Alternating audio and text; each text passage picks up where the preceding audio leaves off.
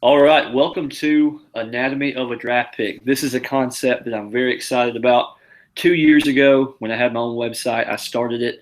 Basically, what I did was I peeled the curtain back and I looked at more than just what the pick would be and why the pick would be a certain player in round one, but I delved into the philosophy behind it, how it would affect short term and long term. And it was more of a thinking man's piece than an X's and O piece. And being an inside the pylon now, it just made sense to expand it. So, Mark, thanks for being on with me. We're going to start with the Browns tonight. We're going to get a couple in before the draft, just the most unique teams, in my opinion, in this draft. So, Mark, first, man, just appreciate you being on. Shane, I'm really excited to be on the first one of these. This is something we've been looking forward to getting off the ground. You were doing great work with this kind of series before, and I'm happy that you've kind of brought it over to Inside the Pylon, and I'm excited to dig into what Cleveland's maybe going to do at number 2. It's, I think, perhaps the most interesting pick in this draft. Yeah, and also this is going to be a super informal setting. A lot of podcasts are very, there's a lot of showmanship to it, which is fine. But we're going to treat this exercise like we're two guys in the front office of the Cleveland Browns and talking about what we should do, what we might do, and then we're also going to, kind of also step aside and then play the role of pundit while projecting what Cleveland might do. So it's going to be really chill. This exercise should be a lot of fun. First, let's just start off and kind of take a look at the canvas that Cleveland has right now. They fired their head coach. They're taking a old school philosophy on the field. They've hired analytics guys in the front office. Mark, just real quick, what is your take on what they've done? Well, I think it's been interesting the way they've kind of unfolded this draft season and how they've made the front office move. It looks like, they're trying to bring in a new approach to how they're going to put together and construct a roster. Obviously, bringing in DePodesta from the Mets, who has a baseball background, and Sashi Brown now has kind of got the analytics background. They're trying to do things a little differently. And at first, it wasn't really met well. I mean, I think there were some moves that Cleveland made, some questionable decisions that were made where people were just kind of like, are they doing the right things? Do they really know what they're doing here? But as draft season is kind of upon us now, and we're right on the edge of the draft, it looks like they might really have something going. I like the RG3 signing. I think that makes a lot of sense because it doesn't force their hand at number 2. And, we're talking about the number 2 pick and what they're going to do with it. Obviously, leading up to the RG3 signing, people are thinking quarterback. Now they can go in a bunch of different directions, and there are a bunch of different things they can do, which will really help them possibly build out and construct that roster even more. Yeah, we hear analytics, but I feel like sometimes that's just a buzzword that gets thrown around. Yeah. What does it really mean? When I think of analytics, it's related to football, I think of guys like Justice Mosqueda's force players. Right. I think about this new kid in the draft community, Ethan Young, the NFL drafter guy that's doing the PST and the PSA, or that deep data accumulation that kind of looks for outliers. It looks for a good value. When I think of analytics, I think of numbers. I think when the draft community talks about analytics, they do it. I wouldn't say they do it the wrong way, but what does analytics mean? Like, what would the Browns really do it to analytically different than what just a casual fan would think? There's really a couple of options. They can take a quarterback that sits behind RG3, which you pointed out. I agree, that's a good signing. They can use the pick at 2 to take the best player for their system. There's not necessarily best player available, but best player for their system. I really like Joey Bosa. I don't really know if he'd be a good Cleveland Brown. Right. Jalen Ramsey, DeForest Buckner, we'll talk about those guys. So they could do that. They could trade the pick. They could trade back and take a quarterback, or they could take, again, best player for their system for a team coming up to number 2, probably for Goff or Wentz. And maybe the fourth option, and this is where the analytics side gets into it. We see tweets where it says the analytics guys say trade Joe Thomas for assets. And that's a very Moneyball approach. Now that is analytic. That's when I think of baseball and I think of Moneyball, that's the analytical approach. When I hear people say the analytics say take Carson Wentz, I don't really know what that means, because really analytically I think it would make more sense to take a player that's going to have a higher floor, have a bigger impact early, if you draft Carson Wentz, he's probably not played for at least the first half of this year, Right. but he may not play for 2 years. So when you hear analytics, if the analytics side of the front office wins out, what would be the thing that they should do? If the analytics side wins out, I want to start with that fourth option you put out there, and that's trading Joe Thomas. And, that's something that people have talked about a lot just in this offseason generally with some of the moves, the decisions they made, letting Alex Mack walk, letting Schwartz walk. Now you've got an offensive line that you've got some holes on. Do they really want to create another one? Well, there's a way they can do that now. With the Rams coming to 1, they're not coming up to number 1 to draft Larry Tunsil. Right. As great as a player Tunsil is, they're not going to, leapfrog 14 teams to draft a left tackle. They want a quarterback. Right. So Tunsil's going to be there at 2. So the thinking is now you can draft Tunsil now and flip Thomas for some more picks in this draft. And you get a lot younger. Yeah. And you get a lot younger. I don't know what Thomas would bring in terms of a haul in terms of picks, but you might be able to get maybe a third, maybe a fourth, maybe a couple of picks for him. And you could address the additional needs that you have while getting the left tackle, the cornerstone left tackle for the next 10 years. If somebody's listening to this right now, they're probably thinking, these guys are idiots. Why would we trade Joe Thomas if you're a Browns fan? Yeah. We're just presenting options. So, and I like this option. I like to talk about this option. I think it's something that doesn't get discussed a lot because if you're a playoff team, the Jets are on the cusp of a playoff team. They just got Clay, but we don't know. We don't know his long-term health. The Panthers. There's several teams in that area. I mean, Green Bay's not a team that's ever going to trade up, but there's several teams in that playoff range that could use a left tackle. For a short-term gain, you would acquire Joe Thomas for the 28th pick or the 29th pick. I'm just throwing out random numbers. I mean, what about Seattle? Yeah, Seattle. That was my mind was going blank. Right. Seattle at 27, they've proven they'll trade a first-round pick. Yeah. I mean, if you're Cleveland, if you draft Tunsil 2 and you get 27 in exchange for Joe Thomas, just straight up, I think you would have to be kind of inclined to take that because Joe Thomas isn't going to be around but when Cleveland's good. Right. The first thing that fans and I hope that ownership has done is admit to themselves that this isn't going to happen overnight. This is a 3 to 5 year plan. The Browns, there's 2 ways to go about reconstruction. There's burning it to the ground and starting over, or there's faux burning it to the ground and starting over. Right. And the Browns have been faux burning it down for about 15 years. You have to be honest with yourself and realize we've got to start from ground zero. And I think Hugh Jackson's that type of hard-lining guy that would take that approach. They have to rebuild, and Thomas isn't going to be around if it ever comes to fruition. Right. So yeah, you trade 27. Seahawks get a left tackle that can get them to the Super Bowl. Browns get a pick that'll be a 5-8 year starter theoretically at the 27th position, and they could probably get more for Thomas than that. They could probably get a first and a fourth. Yeah, I mean, so yeah, you get 27, and then they could get an Eli Apple maybe, rather than a Jalen Ramsey. Like if you're thinking about Jalen Ramsey or Carl Joseph, right? And then you address the secondary 27. You get left tackle, then you get a 4th round pick. Well, maybe that's where you pull the trigger on a quarterback and you grab like a Cody Kessler, who's probably going to be sitting there in the 4th round with that extra pick you get from this Joe Thomas deal. And they've also got multiple picks in the 3rd round. There's also needs to be a great sweet spot because if there's not, you're going to get the hardball balky situation. The analytics side and the coaching staff needs to kind of give and take. If analytics says, hey, let's trade Thomas for assets, then Hugh Jackson could say, hey, okay, well, with those assets, let me make a pick.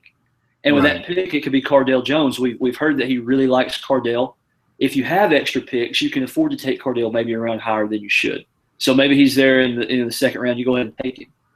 Yeah, and you and I, Shane, have talked about, let's say Cleveland forgoes quarterback at 2. And we've talked about guys that they could take at 2, and then with that first pick in the 2nd round, quarterbacks they could possibly address, be it Connor Cook or Cardale Jones. And I mean, so, I don't want to move off this, this potential trade too quickly, but no. Jalen Ramsey at 2 and then Connor Cook or Cardale Jones at 32.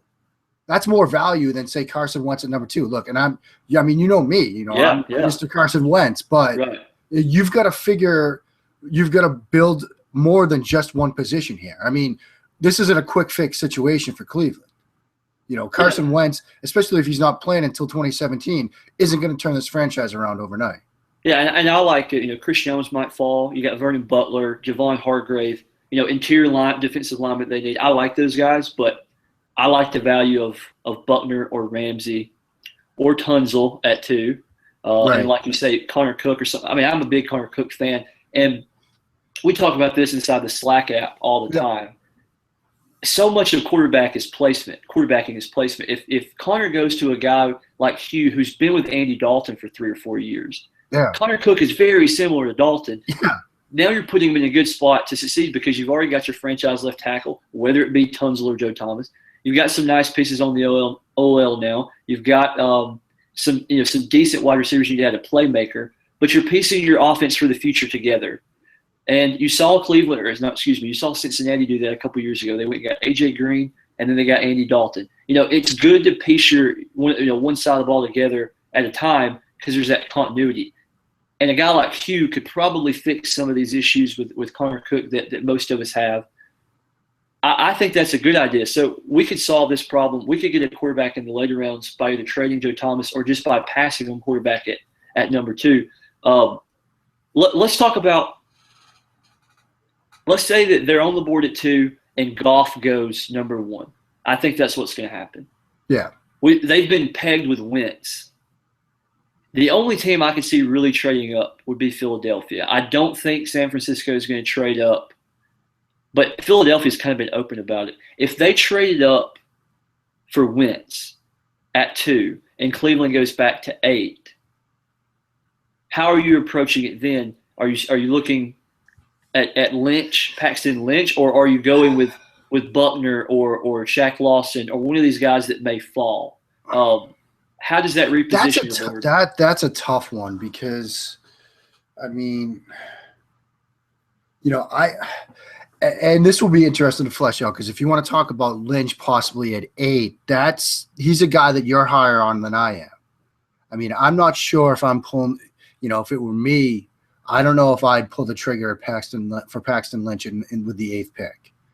Because while I think that Lynch might have a really high upside to him, perhaps a very high, if not the highest ceiling of all the quarterbacks in this class, you might also have one of the lower floors because, again, this will be another, like the 3rd offensive transition for him. He was a wing T quarterback in high school, right? Running sort of a spread concept at Memphis where, the offense wasn't as complex as even some of the other guys were running. Wentz, Goff, for example. And there are some issues there, but he's definitely a talented quarterback. I just don't know if, 8 is where I'd feel comfortable taking him. 15, when the Rams were initially at 15, right, that kind of made sense to me. Even though I don't know if I'd still even have like an upper first round grade on this guy or Wentz or Goff or any of them, but they just get overvalued. So you live with that. So, do you think Lynch at 8 makes sense? Personally, I would take Lynch at 8. But I know that's not going to be the pick. I think it would be a brilliant pick just because him going to a guy like Hugh, who's just so good with quarterbacks, we know he's going to be able to sit. I think everybody, even people that like Lynch, would love for him to sit at least a little bit his first year, if not the whole year. I don't want any of the guys in this class taking snaps until like week 8 at least. Right. So you're hoping that RG3 is salvageable for at least the first part of the year or the whole year. I would be okay with Lynch personally. Philosophically, I don't think it's going to happen. So if they're there at 8, it's going to be a position player. They're going to go the position player route and then take a quarterback later. But you have to think that Bosa's going to be gone. Ramsey's going to be gone. Tunzel's going to be gone. If Ezekiel Elliott doesn't go to Philly because they trade up for a quarterback, do you take Ezekiel Elliott at 8 and just say, we're going to take the best player on the board. We've got a nice old line in place. We'll figure it out later with these other holes that we've got. I mean, I don't know if that's the right value move. I mean, you've got a couple of running backs that you can at least make serviceable. And it's kind of I don't want to say an overly deep running back class, but if you want to add a running back piece later, you can get, a Buckner, the kid from Utah, You could add maybe like Tyler Irvin, for example, the kid from San Jose State, who could be like a nice little chess piece. Yeah. I think if he's there at 8 and that's where Cleveland ends up, you got to consider Buckner because again, he fits that scheme extremely well. That 3-4 scheme. He's the guy that you can put him on the edge in 3-4. You can slide him inside if you want when you go 4-2-5. So if he's there, I mean, that's a way you could pretty much shore up at least part, if not all, of the defensive line and say, okay, well, we were at 2. We didn't like the quarterbacks that were here. We got a offer we can't really confuse to move back to 8, get another pick or 2. Now we can address defense and address quarterback later. We can address skill positions on the offensive side of the ball later. But at least we got a guy that can impact the defensive side of the football on week 1. It would be hard to turn down a trade from the Eagles knowing that the Rams and the Titans just reset the trade market. Right. If you knew you were getting future first, future thirds, it would be hard to slide. It would be hard not to slide back. But once you do slide back, you have to live with it, and you have to know that maybe Buckner, Bosa, Tunzel, and Ramsey all go 3, 4, 5, and 6, and you're sitting there at 8, and they're gone. At that point, you either have to just bite the bullet and take a guy, or you have to say, "Hey, let's trade back again and take a guy to more proper value." Unless Hargraves is there. Well, but they've tied themselves to Hayden. They've got Tramon Williams. They've still got Justin Gilbert. They've got Pierre Desir. I like Hargraves, but would you be willing to force a corner just because Hargraves is a good player? What I'm getting at here is it would be hard to turn down the assets you get back, but you may be stuck at 8. No, I see exactly what you're saying. I mean, I think it's really hard because, and again, it's probably just smokescreen, but we've heard Wentz to Cleveland so often. Yeah. This draft season. I still think that's the most likely thing, is that they take Wentz at 2 and just exhale afterwards and say, all right, this is what we're doing. Yeah, I mean, that's a roll of the dice. I mean, don't get me wrong. I really like Carson Wentz as a quarterback. Been writing about him for God knows how long. Yeah. 2nd overall pick, rebuilding the franchise around this guy. You've got to be – Hugh Jackson has to be ultimately confident that the flaws in Carson Wentz's game that everybody's identified by now, that he can fix, that he can beat him out of them, for lack of a better term. And, I think I have – I was just finishing up my big board today, actually, and submitted my final big board. And, I've got Wentz rated – I believe he was 51. And you're probably thinking, well, that's ridiculous. But, no, I like Wentz in that early second-round range where you can take a year to fix his hiccups. Hugh could do that. But what you're doing is you're tying yourself to so much pressure by taking him at 2 instead of 32. You remember my first mock I put out a month ago when I had Wentz go with 31 to the Broncos, and we talked about how that would just be so perfect. Yep. That range is more ideal for him. This is something else I wanted to talk about. And I like to look for trends. And I put this out on Twitter the other day, and it kind of got shot down by some people. But the proof is in the pudding. You go back to 1999, the only teams that went hey, we're going to take a quarterback and build around him route and won a Super Bowl were the Mannings with Indianapolis and New York. Every other team wound up with a quarterback either in a non-building situation or a good fortune situation. If you're all the way at the bottom of the totem pole in the NFL, if you're the lowest of the low in Cleveland, I would rather build a team and go get my quarterback. Like, you're going to be bad for a couple of years, so build these young guys up and work to get a quarterback like later in the draft this year or maybe next year at the top of the draft. I just wish that teams wouldn't force it, seeing how Super Bowl winners are made. Peyton was a free agent. Russell Wilson was a mid-round pick. Rodgers sat. Ben was a mid-first pick on the Steelers team that was coming off a bad year, but they had a really nice core, And he didn't start right away either. He didn't start. Tommy Maddox started right away. Kurt Warner was maybe the flukiest quarterback of all time. Tom Brady was a 6th-round pick. And obviously he's maybe the greatest of all time, but he was a 6th-round pick. So they didn't force it. New England said, we're going to do it our way, and they had some good fortune with him. The Super Bowl route is built by defense and in the trenches.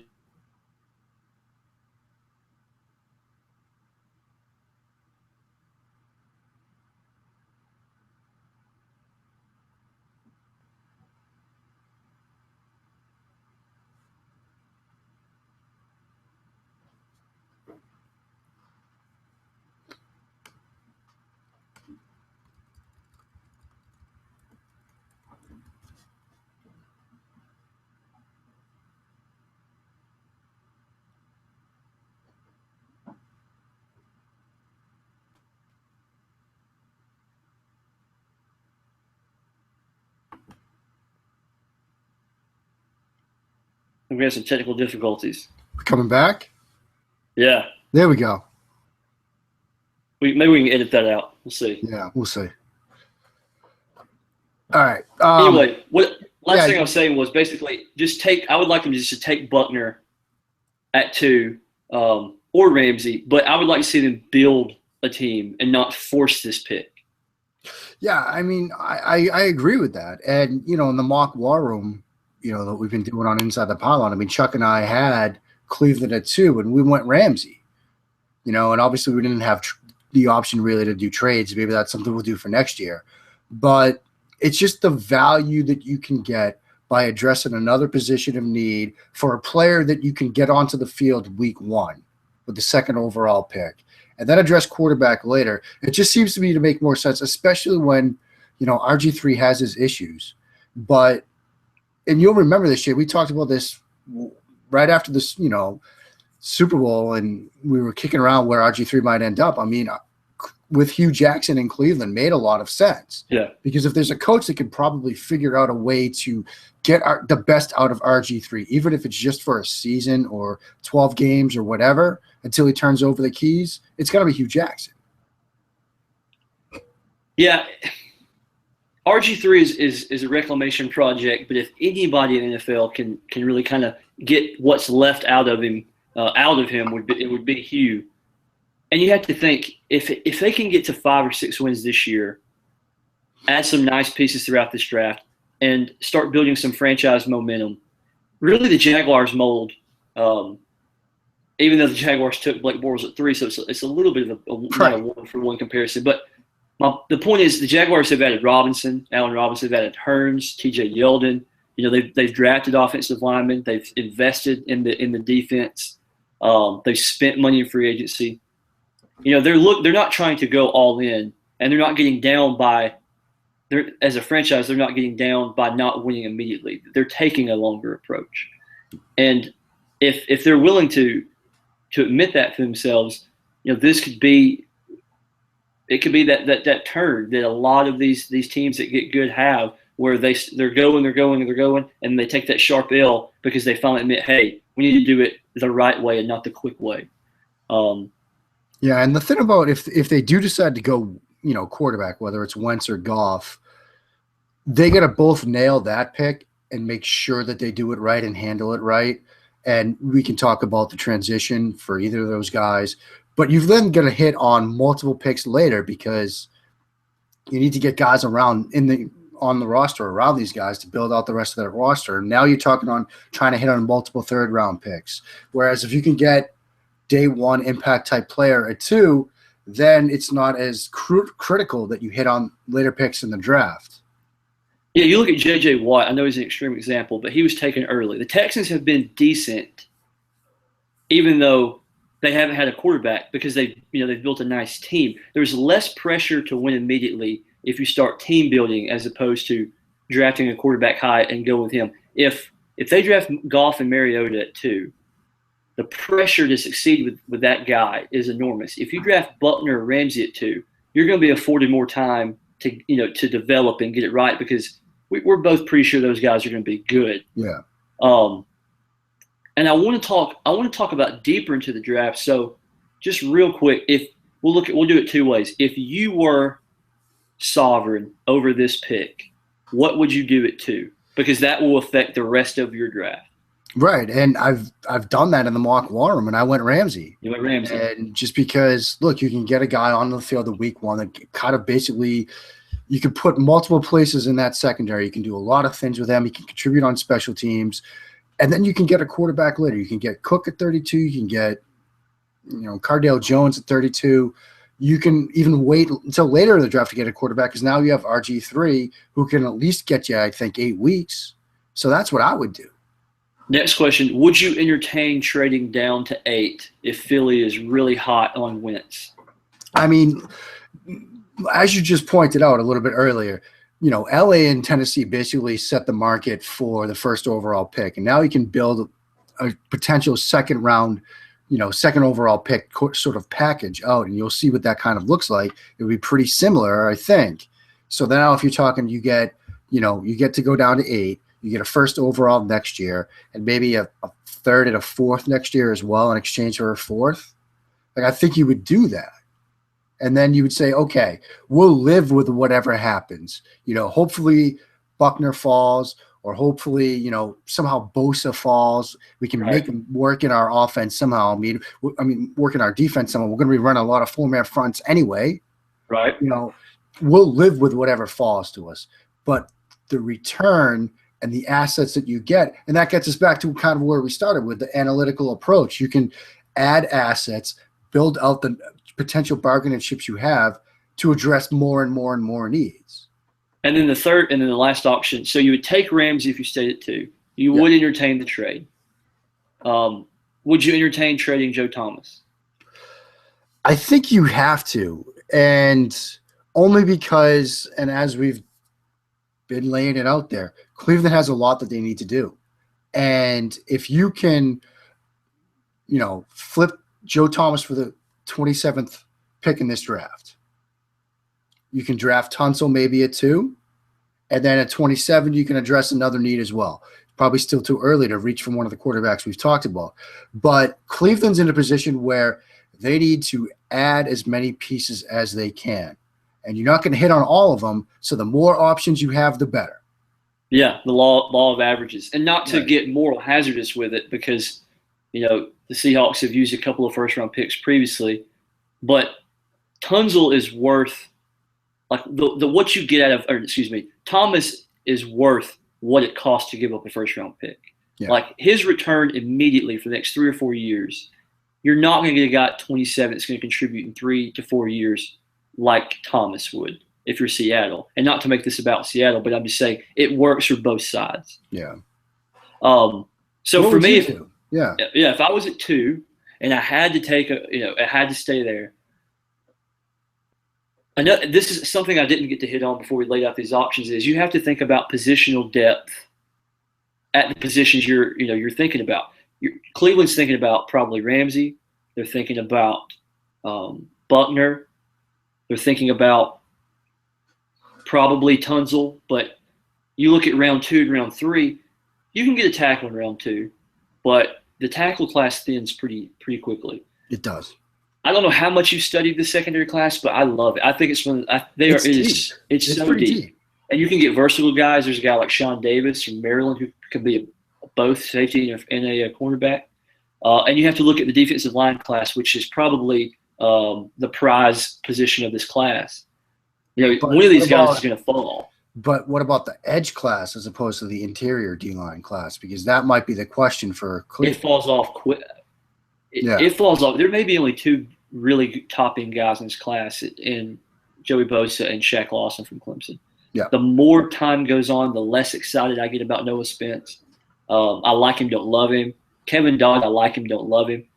So you have to think about positionally. So if I'm looking at it like that, I would probably, if I were Cleveland, take DeForest Buckner at 2, because they don't absolutely need a defensive back as much as they need a defensive lineman, in my opinion.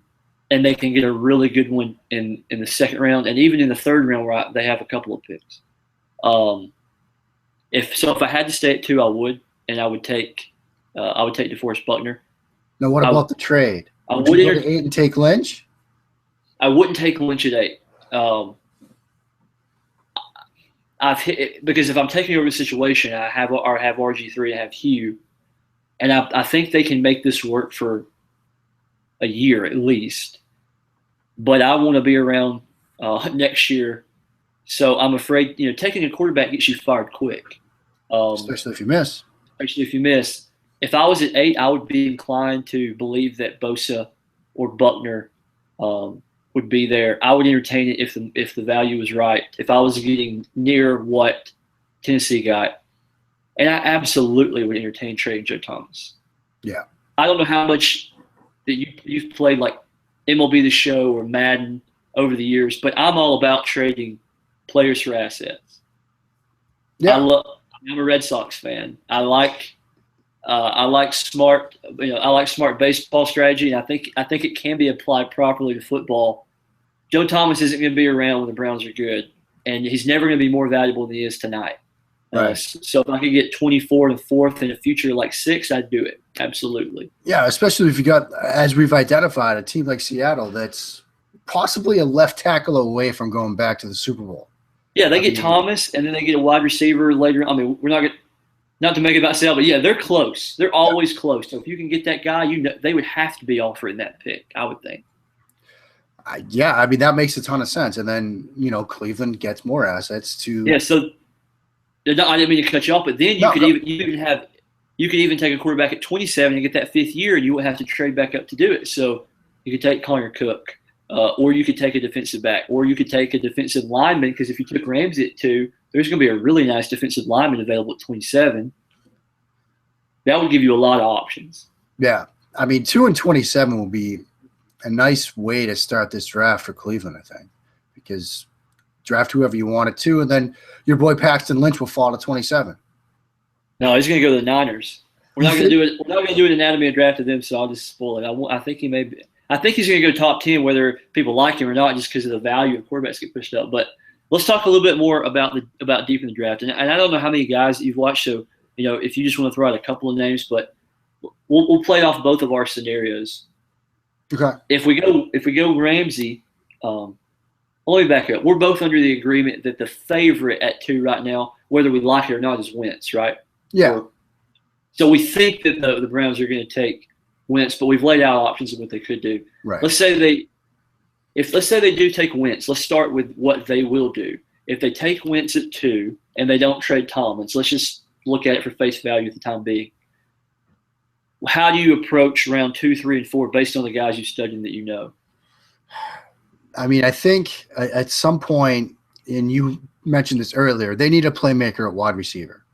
Now, is there a guy that they can maybe get in the second round that might fall to the second round that they could put with Carson Wentz to grow going forward? I mean, Mike Thomas from Ohio State. I was going to say he might fall to the second round. I mean, if he's there, if you go Wentz at 2 and you want to address wide receiver and Mike Thomas is staring you in the face at 32, I mean, that might make sense. I mean, yeah, you've doubled up on offense and one of the guys might not hit the field right away, but now you've got a QB and a wide receiver for the foreseeable future.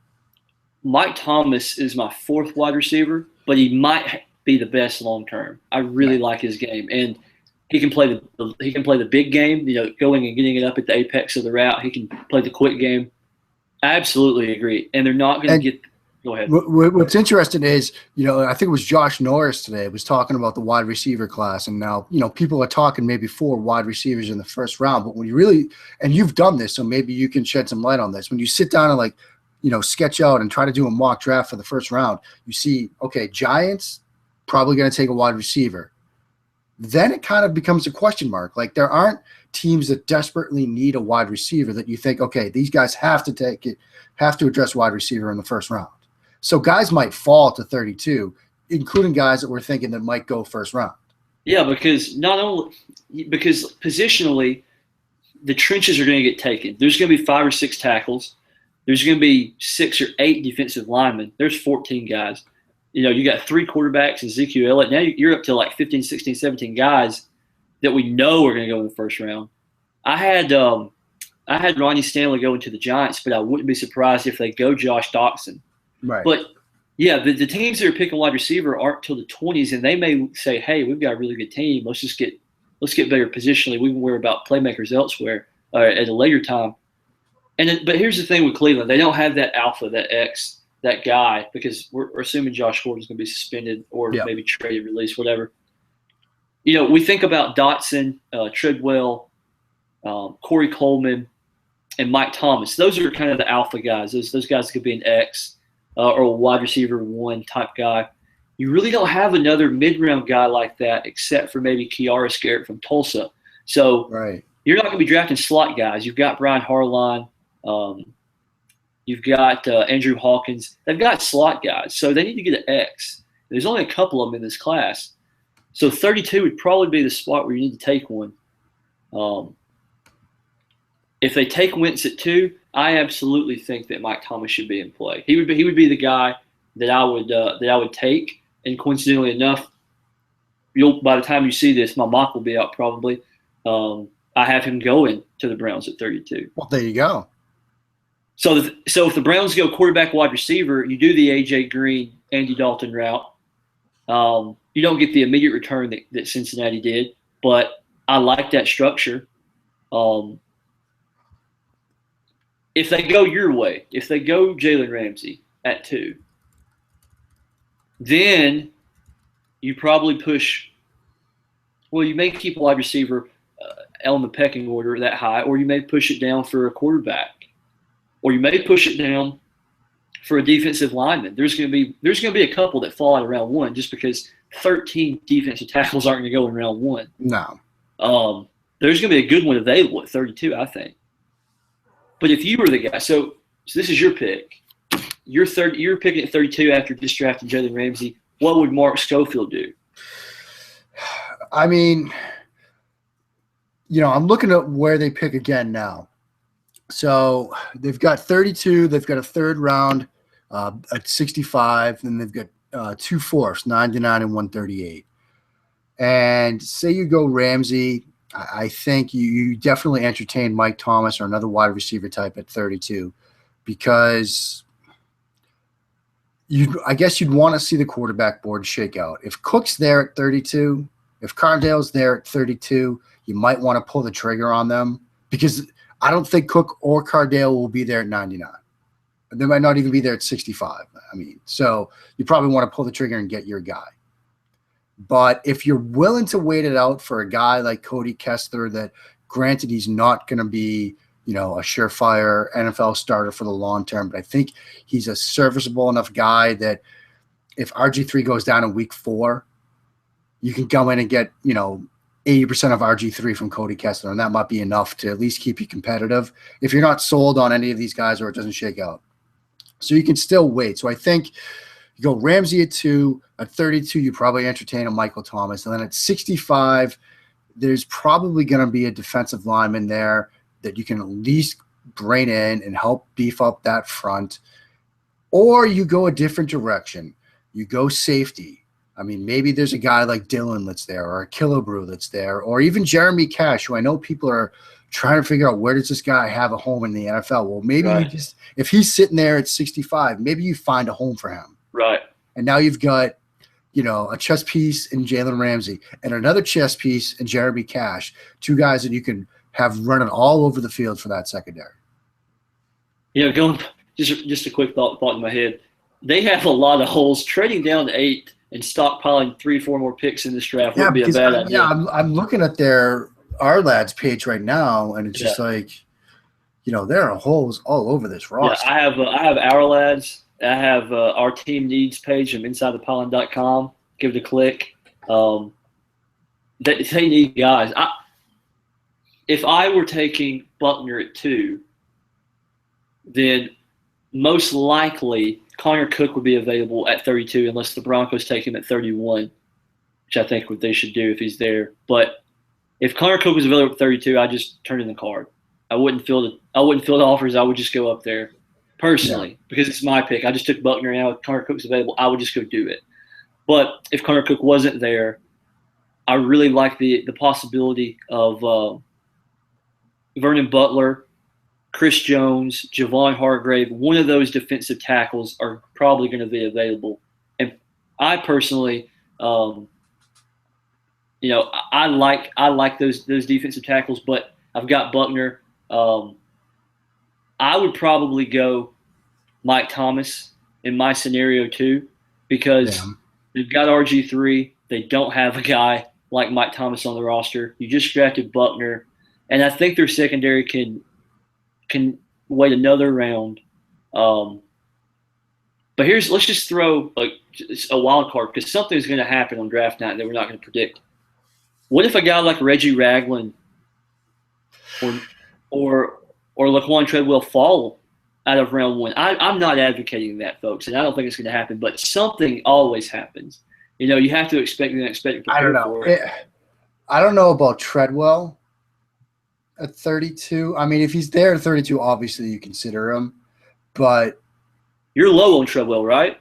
I'm not. I wouldn't say I'm low on him.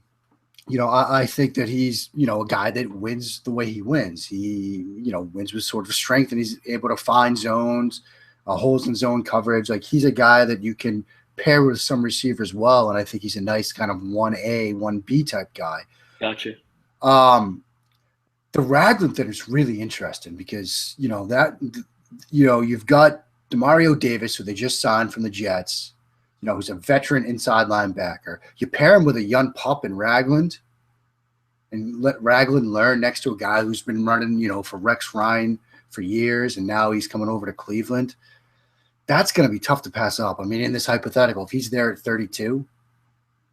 Yeah, like that's one of the things. You can prepare for everything really well, but then something unexpected is going to happen, and you have to consider it. Maybe Corey Coleman falls out of round one. I like Corey Coleman, and I like as a young team, I like how explosive he can be. I think he's a poor man's Odell Beckham, which still means he's pretty good. Yeah. I think either he or Michael Thomas will fall out of the first round, and I'm pretty sure it'll be Thomas. So I would take Thomas. You would take. I mean, I think I still go Ramsey, Thomas, then maybe address safety or defensive tackle with that 65th pick. Gotcha. I mean, they're going to go Wentz. Yeah. And I just don't think it's the right move. I don't know. Now, we're talking a lot of scenarios here, but I like to play the GM role. You're great at X's and O's, so let's do what you're good at. Like, they're going to take Wentz, and this is a fun exercise. But when they do take Wentz, give people that haven't read your articles, that have been living under a rock, give them 30 seconds of what Wentz doesn't do, what Wentz does do, and how he could be brought along in Cleveland. I mean, with Wentz, you're getting a guy that's a very adept at running what people consider to be a quote-unquote pro-style offense. And, I hate that term because, offenses are what they are.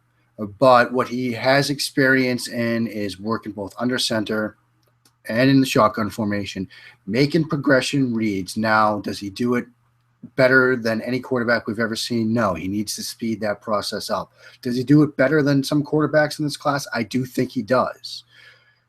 Has he been very involved with the offensive structure in terms of making audibles, making protection calls to the line of scrimmage? Yes, a lot more than other quarterbacks in this class. So you're getting a guy that can come in and dive into this system. He's already got the Browns playbook, and he's already memorizing it. I mean, if you believe what we're reading in articles and stuff. Right. So you're getting a football smart, savvy guy that played at a high level for the FCS. And, people like to say, oh, well, level of competition. He wasn't playing in the SEC. Well, that's true. But if you think about the difference between FCS and FBS schools, it's the depth. So, yeah, the ones at an FCS level were guys that probably could have gone to a bigger school, but they didn't. When Wentz is out there in, third and fourth quarter going against the 2s and 3s, yeah, that's the level of competition he can kind of pick on. But to bring it back, kind of full circle, you're getting a guy that can do things well, that needs to do professional things better and faster. That's going to be his toughest task as he transitions to the NFL, because when you watch him on film, there are times when he does freeze and he locks into that first target, because at his level of competition, most of the time, that first target was going to be open. There are plays when he's sometimes forced to throw to a slightly covered primary receiver because he knew it was going to at least be open enough to make the throw, whereas if he had just gone to his second read, that guy was wide open. And you think, well, in the NFL, that first read that he's looking at is going to be draped with a defensive back, and he's going to have to get to that second read. There are times where he doesn't. There are times where he doesn't do it. So he's going to have to just feel more comfortable every time he drops back. As soon as he makes up his mind, moving immediately to that second read, to that third read, to that fourth read, and doing it faster and faster and faster each time. That's his biggest hurdle. I think he can get over it, but if you're picking this guy at 2, you better be darn sure he will get over it. We hear the term mental processing thrown out a lot on Twitter. Is it an issue with him? Is it not?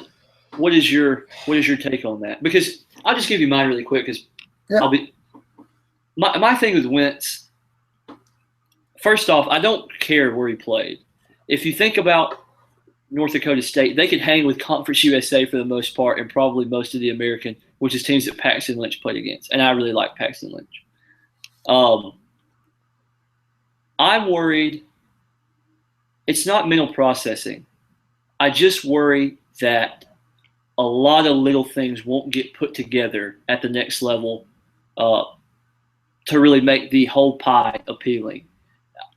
If you lock onto your first year in the NFL and you can't break that syndrome, that's going to create chaos. You're going to take sacks. You're going to throw picks. I don't think he's completely inadequate like some people do on Twitter. But I agree with you. If you're taking a guy that has some hiccups at 32, you can live with it. You can develop it. You can write that off. You can make excuses for it, or you can excuse it, I should say. If you're taking a guy at 2, he doesn't get excuses. He probably deserves them. Everybody needs, the learning curve. But if he's not going to play catch up quick, he's going to fail in Cleveland.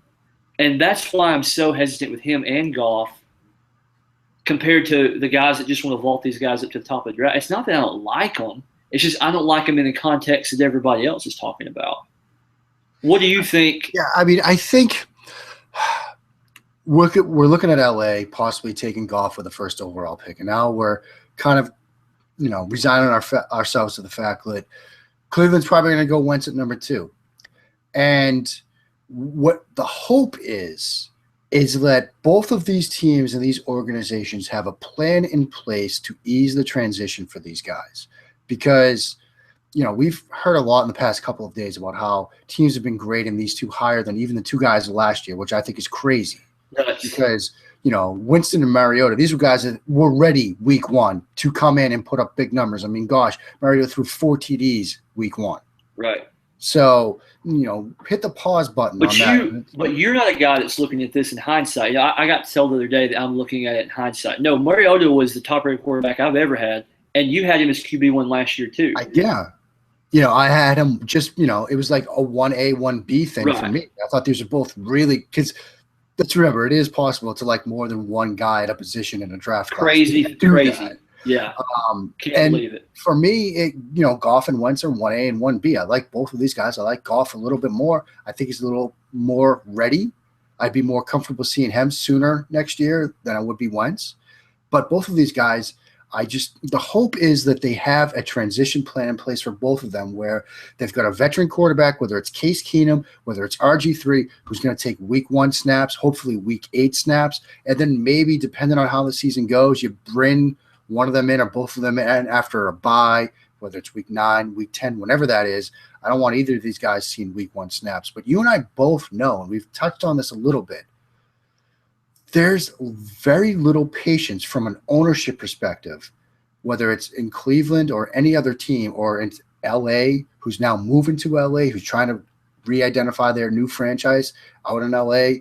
There's going to be an impetus to get these guys on the field because if you're drafting them first overall, second overall, and the team's losing, there's going to be pressure from ownership, pressure from fan bases to get these guys on the field. So my hope is that the coaching staffs who have mapped this out and said, look, no, we're not rushing these guys because if we're going to invest 5 years and a lot of guaranteed money into these guys being the future of our franchise, we can't ruin them. But there's one thing that the NFL does really well, and that's ruin quarterbacks. I mean, Matt Waldman has a great piece about it. They ruin these guys, and that's my fear, is that they get rushed in, they get thrown to the wolves, and it's Shane Falco 2.0 and 3.0.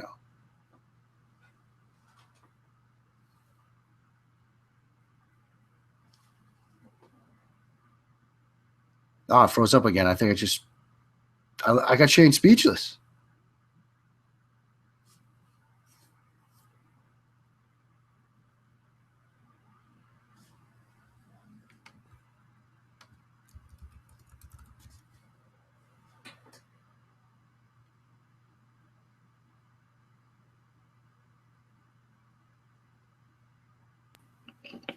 You back?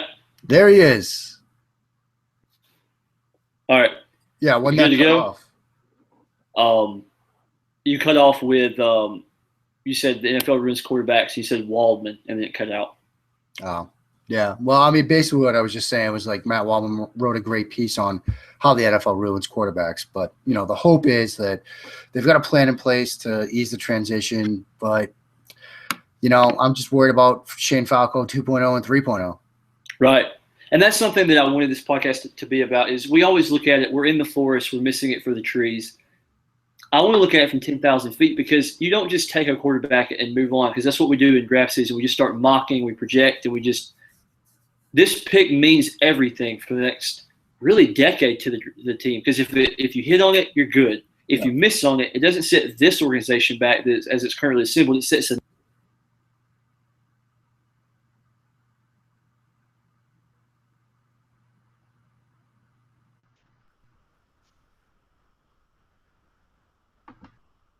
You there? Yeah, brother. All right.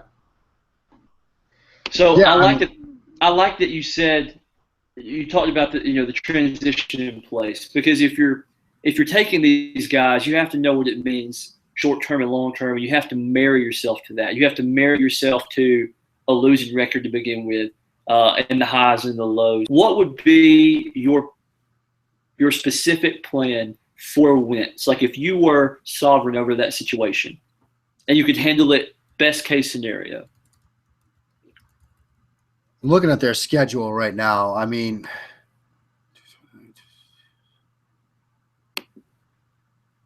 looks like they've got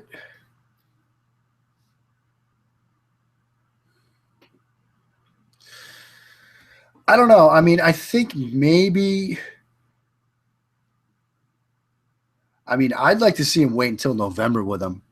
I know that's late in the year, but you start thinking, by around October, they're going to know they're not going anywhere. But right. You don't want to, start them on the road October 23rd at the Bengals. You don't want to do that.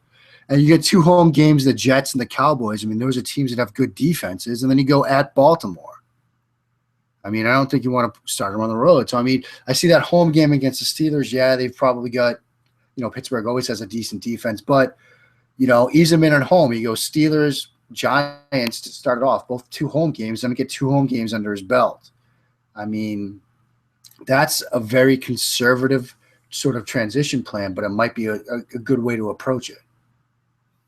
Best case scenario, Carson Palmer, one of my favorite quarterbacks of all time, he didn't start his first year. Best case scenario, RG3 is actually good again. Yeah. They can sit this guy a year.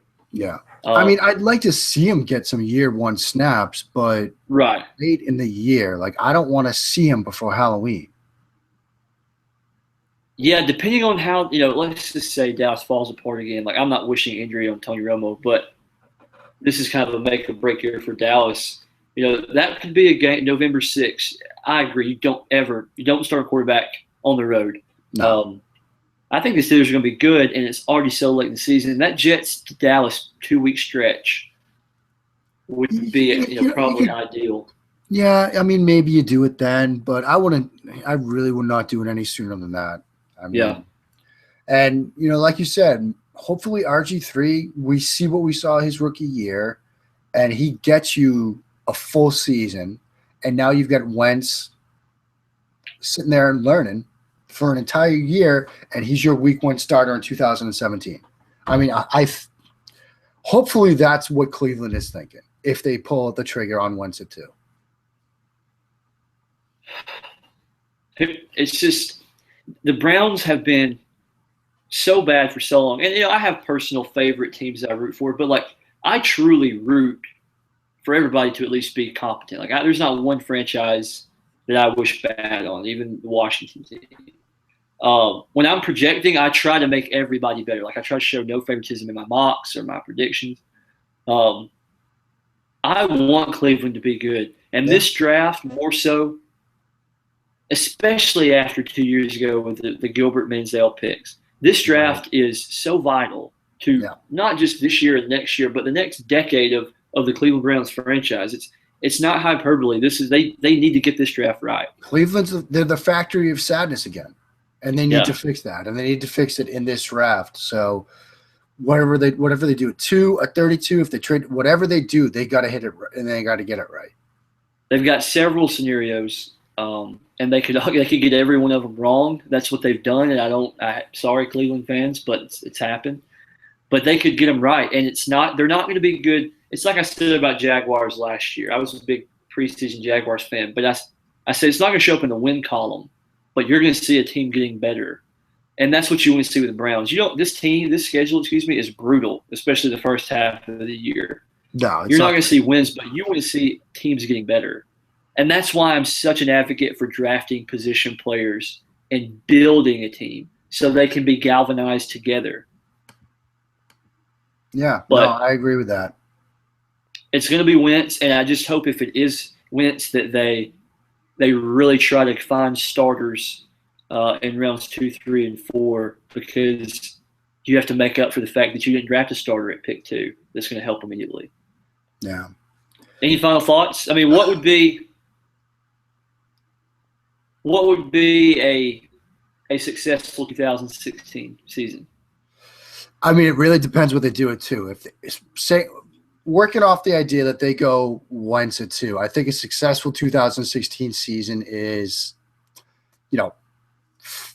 3-13, 4-12, but they get, a good 12, 14 games out of RG3 so that, we don't see Carson Wentz until Christmas. We don't see him until, home against the Chargers and then at the Steelers in week 17.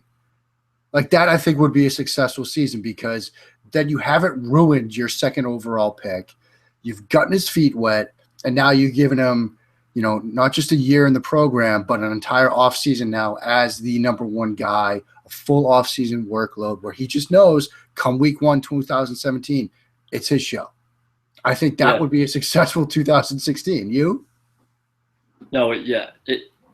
If you can get to 4 or 5 wins, show competency on both sides of the ball, and keep any major tabloid storyline, out of the media, have nothing happen, have no miscommunications and rumors going about the front office and the coaching staff quarreling. If you stay on the same page and you can win 5 games, that is a successful 2016 because you have to take a 4 or 5 year approach to this.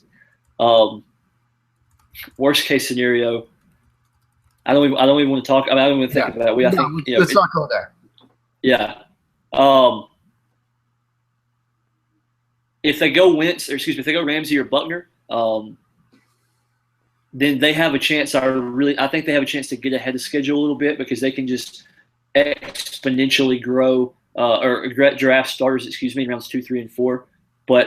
And while we both agree it's probably the route they should go, they won't. So just to kind of finish up, we've said they will go Wentz probably at 2. They can trade Joe Thomas for pick 27 maybe, or a pick in the 20s and really kind of get top heavy in this class.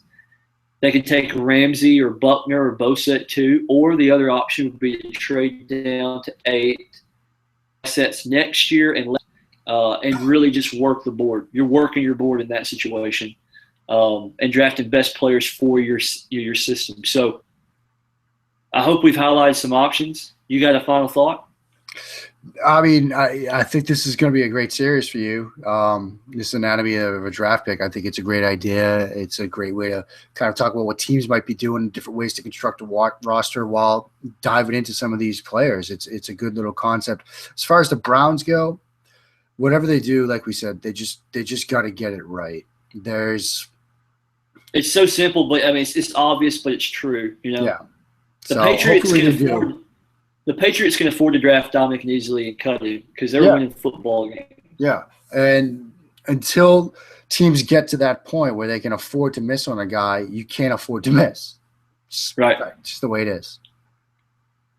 Well, okay, I think we've hit it. I hope everybody just enjoyed it. We'll be back probably the next couple of days, or whenever if you're watching this in real time. We'll be back in the next couple of days with another one.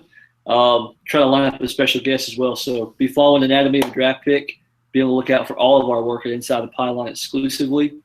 And that was fun. Appreciate it, brother. Thanks, buddy. Appreciate it.